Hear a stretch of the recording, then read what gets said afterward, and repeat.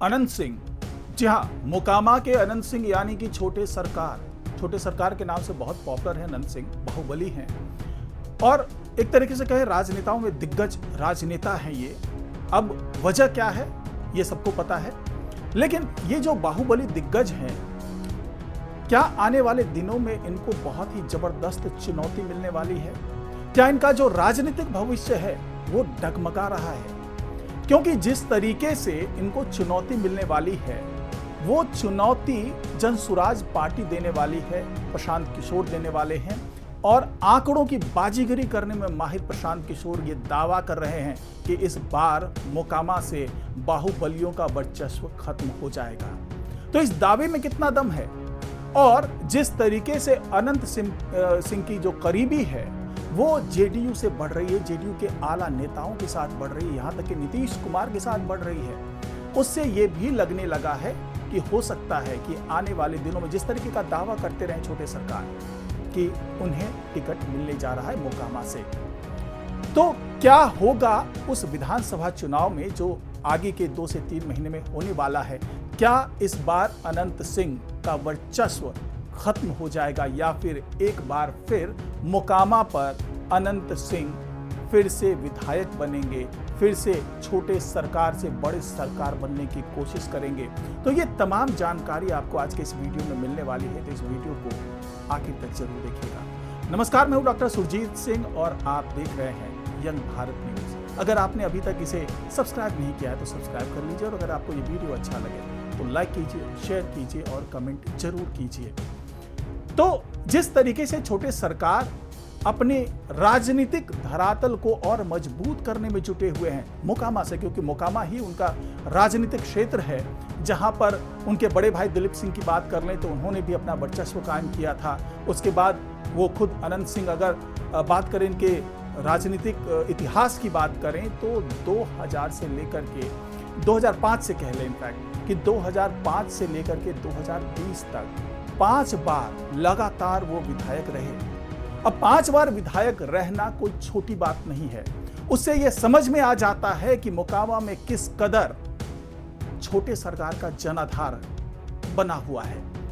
और 2020 में भी वो चुनाव जीत जाते हैं, लेकिन 2022 में जो अवैध हथियार रखने का मामला सामने आता है तो उन्हें अपनी गद्दी छोड़नी पड़ती है। लेकिन जो विधायक की कुर्सी है वो उनके घर से बाहर नहीं जा पाती, बल्कि उस कुर्सी पर विराजमान होती हैं उनकी धर्मपत्नी नीलम देवी। तो नीलम जी के बनने से ये तो साबित हो गया कि जनाधार जो है, जो मोकामा का जनाधार है, वो अनंत सिंह के फेवर में है। और एक बार फिर जिस तरीके से वो बेऊर जेल से बाहर आने के बाद उन्होंने दावा कर दिया कि इस बार वो जेडीयू के टिकट पर चुनाव लड़ने जा रहे हैं, उसे ये तो साफ हो गया कि उन्हें भी इस बात का बिल्कुल आभास है कि पलड़ा किसका भारी है। यही वजह है कि जब बहुमत साबित करने की बात आई थी नीतीश कुमार के, तो उस वक्त उनकी धर्मपत्नी नीलम देवी, उन्होंने नीतीश कुमार के फेवर में वोट दिया था। सूर्यगढ़ा से प्रहलाद यादव भी थे, वो भी आरजेडी के थे, उन्होंने भी नीतीश कुमार के फेवर में वोट दिया था। तो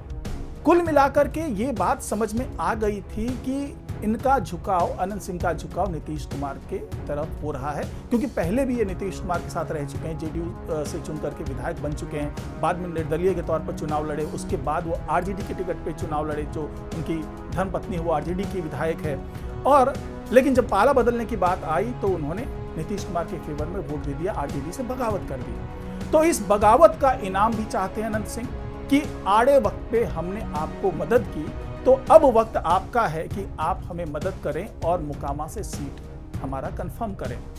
और इसी सोच के साथ वो नीतीश कुमार से मिल भी चुके हैं और आने के बाद ये दावा कर चुके हैं कि मेरा सीट तो कंफर्म है, मुझे यहाँ से टिकट मिलने वाली है। लेकिन यहाँ पर पेच फंसा ललन सिंह का, क्योंकि नीतीश कुमार ने कह दिया कि ललन बाबू ही टिकट कंफर्म करेंगे, ललन बाबू ही उधर जो पूरा इलाका मुंगेर से सांसद हैं ललन सिंह। तो ये जब जैसे ही ये जिम्मेदारी सौंप दी गई ललन सिंह को, तो ये लगने लगा कि क्या इस बार फिर अनंत सिंह के साथ धोखा हो जाएगा, क्या अनंत सिंह को इस बार टिकट नहीं मिलेगा। तो यहाँ पर मैं आपको बता दूं कि ललन सिंह और अनंत सिंह के बीच में कोई खुले तौर पर बहुत दुश्मनी वाली बात तो नहीं है, लेकिन आपस में बहुत मधुर संबंध है, ऐसा भी नहीं कह सकते। यानी कि दोनों को माना जाता है कि अदावत तो है, भले छिपा हुआ अदावत कह लें या फिर कह लें कि आपस की कड़वाहट तो है, तो ये ऐसा लगने लगा कि अगर ललन सिंह ही टिकट डिसाइड करेंगे तो ऐसा तो नहीं है कि अनंत सिंह का टिकट काट दिया जाए, क्योंकि वहां से नीरज कुमार भी दावा कर रहे हैं और नीरज कुमार ने कहा है कि इस बार अगर मुझे टिकट मिलता है जेडीयू से तो मैं इस बार अनंत सिंह के किले को ढा दूंगा। अब नीरज कुमार लगातार अपनी फील्डिंग में लगे हुए हैं, क्योंकि वो एक बार चुनाव हार चुके हैं वहां से, तो इस बार वो फील्डिंग में लगे हुए हैं कि इस बार मुझे वफादारी का जो इनाम है वो मिलना चाहिए, इस बार फिर मुझे जेडीयू से टिकट मिलनी चाहिए और मैं मोकामा से चुनाव लड़ूंगा। लेकिन अब जो एक नया घटनाक्रम वहां पर दिख रहा है वो ये है कि पटना से लेकर के बढ़िया वहां तक एक रैली निकलने वाली है, जिसमें ललन सिंह और अनंत सिंह दोनों साथ नजर आने वाले हैं, एक मंच पर नजर आने वाले हैं। ये सबसे बड़ी सुगबुगाहट है अनंत सिंह के फेवर की बात कहें तो, क्योंकि अनंत सिंह ललन सिंह का आशीर्वाद अगर प्राप्त कर लेते हैं, अगर उनको ये मिल जाता है कि भाई चलिए हम अनंत सिंह के साथ हैं, तो उनको टिकट मिलने से कोई रोक नहीं सकता। यही वजह है कि इस जनसंपर्क अभियान के माध्यम से अनंत सिंह सबको ये दिखा देना चाहते हैं कि अब तो ललन दा भी हमारे साथ है और अब कोई डरने की बात नहीं है, अब इस बार फिर मेरी सरकार बनेगी, हम फिर से छोटे सरकार बनेंगे। इस तरह का एक मैसेज देने की कोशिश की जा रही है, क्योंकि जो पटना से ये रैली चलेगी बढ़िया बहा तक, जो 30 अगस्त को होने वाली है, तो इस रैली में जो रास्ता होगा वो मोकामा से होकर के गुजरेगा और मोकामा में एक बड़ा जनसंपर्क अभियान चलाने का भी इरादा है अनंत सिंह का, क्योंकि वहां पर ये दिखाएंगे कि हम दोनों साथ साथ हैं, हम दोनों के बीच में कोई मनमुटाव नहीं है, यानी कि ललन सिंह और अनंत सिंह के बीच में। और एक तरीके से कहिए कि ये चुनावी तैयारी की शुरुआत भी है और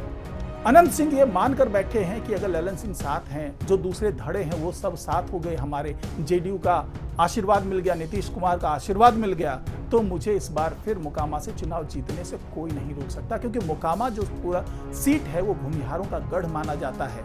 लेकिन यहाँ पर एक टर्निंग पॉइंट है। टर्निंग पॉइंट ये है कि जन सुराज पार्टी यानी कि प्रशांत किशोर की पार्टी इस बार दांव लगा रही है अमृतांश आनंद के ऊपर। जी हाँ, अमृतांश आनंद को अगर आप नहीं जानते हैं तो मैं बता दूं कि इनके नाना बिहार के पहले मुख्यमंत्री यानी कि श्री कृष्ण सिंह, उनका अपना एक जनाधार रहा है और उनके परिवार की भी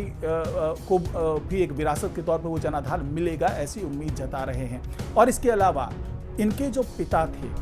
वो आनंद शंकर, वो डीजीपी रह चुके हैं, यानी कि एक जबरदस्त बैकग्राउंड है। और अमृतांश आनंद खुद शैक्षणिक पृष्ठभूमि से आते हैं, उनके अपने कुछ शैक्षणिक संस्थान हैं, बहुत साफ सुथरी छवि के नेता माने जाते हैं। हालांकि ये नेता है नहीं, समाजसेवी के तौर पर ज्यादा जाने जाते हैं अमृतांश। लेकिन इस बार जो प्रशांत किशोर ने कार्ड खेला है, एक तरीके से उन्होंने डिक्लेयर कर दिया है कि इस बार अनंत सिंह के सामने, अगर अनंत सिंह को टिकट मिल जाता है तो उनके सामने में जन सुराज पार्टी के अमृतांश आनंद उम्मीदवार होंगे। और जिस तरीके से जातीय समीकरण की बात कर लें तो जातीय समीकरण में भी अनंत सिंह को बराबर का टक्कर देंगे अमृतांश आनंद, क्योंकि अगर लोग जातिगत आधार पर वोट देंगे और इनके इतिहास को देखते हुए देंगे, क्योंकि श्री कृष्ण सिंह ने बेगूसराय, मोकामा, ये सब वो इलाका है जहां पर श्री कृष्ण सिंह ने बहुत काम करा है। रिफाइनरी की बात कर लें, फर्टिलाइजर की बात कर लें, थर्मल की बात कर लें, तो ये सब कुछ श्री कृष्ण सिंह की देन मानी जाती है। तो क्या ये जो विकास कार्य किया था उन्होंने, उसका इनाम पाने का वक्त आ गया है, क्योंकि जो नाती हैं, जो अमृतांश आनंद हैं, वो बिल्कुल साफ सुथरी राजनीति करना चाहते हैं। और अगर बात कर लें प्रशांत किशोर की, तो वो बिहार बदलाव यात्रा के माध्यम से पूरे बिहार में घूम रहे हैं और लोगों के संवेदनाओं को समझ रहे हैं, उनकी भावनाओं को समझ रहे हैं और उन आंकड़ों की बाजीगरी कर रहे हैं जिसमें वो बड़े महारथी हैं। और उनको लगता है कि ये जो जोड़ घटाव है ये करके समझा जा सकता है कि मोकामा में इस बार वर्चस्व किसका होने वाला है। इसीलिए प्रशांत किशोर ये दावा कर रहे हैं कि इस बार बाहुबलियों का किला ढहने वाला है और इस बार एक साफ सुथरी छवि का नेता ही यहाँ का विधायक बनेगा। हालांकि जिस तरीके से अनंत सिंह पिछले दिनों देखे गए, बेटे को घोड़े पर दौड़ाते हुए, घुड़सवारी करते हुए उनके बेटों को देखा गया, खुद पीछे पीछे चल रहे थे, बाघ का करीजा गाने में चल रहा था। और उसके अलावा खुल करके वो बोले भी कि यहाँ पर जितना विकास होना चाहिए था, मोकामा विधायक को करना चाहिए था, वो उतना करने में असफल रही है। यानी कि उन्होंने साफ तौर से ये कह दिया, बहुत बेबाक तरीके से कहा कि जी हाँ, हम दोषी हैं कि हम उतना विकास कार्य नहीं करवा सके, जितना हमने वादा किया था वैसा कुछ भी नहीं करवा सके। उसके पीछे 2 रीजन है, एक तो हम सरकार में नहीं थे, और दूसरा ये कि उन्होंने साफ तौर से ये मान लिया कि नीलम जी को जितना करना चाहिए था, यानी उनकी धर्मपत्नी को जिस तरीके से विकास कार्य करवाना चाहिए था, उसमें वो असफल रही हैं। उसमें राजनीतिक परिपक्वता का अभाव रहा है, और जिस तरीके से जनसंपर्क करके गांव-गांव पहुंच करके विकास कार्यों की समीक्षा की जानी चाहिए थी, वो नहीं कर पाई। और ये भी था कि वो प्रशासन के साथ में जिस तरीके का तालमेल बिठाना चाहिए था, वो भी तालमेल बिठता हुआ नहीं दिखा। तो ये सारी गलतियां मानी है अनंत सिंह ने। तो क्या ये माना जाए कि एक हृदय परिवर्तन वाला स्वरूप दिखा रहे हैं? पिछले दिनों मोकामा में जिस तरीके से जन्माष्टमी के मेले में गए, वहां पर जिस तरीके से लोगों से मिले, बड़ी आत्मीयता से मिले, और कहीं से लग नहीं रहा था कि ये वही अनंत सिंह है जिन्हें बाहुबली कहा जाता है, जिनका वर्चस्व है पूरे इलाके में, जिनके पूरे परिवार में बाहुबलियों का दबदबा रहा है। वो चाहे दिलीप सिंह की बात कर लें या खुद इनकी बात कर लें, तो पूरा दबदबा रहा है इस इलाके में, लेकिन इनका बदला हुआ एक रूप दिख रहा था। तो क्या ये केवल राजनीतिक मजबूरी थी, या फिर वाकई अनंत सिंह बदल गए, यानी छोटे सरकार बदल गए हैं? और यही वजह है कि इस बार जेडीयू का हाथ उनके ऊपर दिख रहा है कि हो सकता है कि आने वाले दिनों में जेडीयू की तरफ से इनको टिकट कंफर्म कर दिया जाए, क्योंकि इनकी छवि भले बाहुबली की हो, भले ही दबंग की हो, लेकिन जिस तरीके से लोगों से मिल रहे हैं, सड़क पर उतर करके ये मिल रहे हैं, लोगों से बात कर रहे हैं, जनसंपर्क अभियान चला रहे हैं, उनकी शिकायतें सुन रहे हैं और विकास कार्य कराने का वादा कर रहे हैं, उससे ऐसा लग रहा है, हो सकता है कि जेडीयू को ऐसा लग रहा हो कि इनका हृदय परिवर्तन हो चुका है, अब वो ठसक इनमें नहीं है, अब ये वाकई अच्छे राजनेता बनने की राह पर निकल गए हैं, अच्छे समाज सेवी बनने की राह पर निकल गए हैं। तो क्या इसका फायदा भी अनंत सिंह को इस बार चुनाव में मिलने वाला है? तो ये तमाम जो समीकरण है, जो जोड़ घटाव है, ये 2-3 महीने बाद समझ में आ जाएगा कि आखिरकार कौन सा पलड़ा भारी होता है, किनका सिक्का चल जाता है और किनका सिक्का खोटा निकलता है। ये तमाम चीजें 2-3 महीने में साफ हो जाएंगी। तो आज की रिपोर्ट में फिलहाल इतना ही। नमस्कार।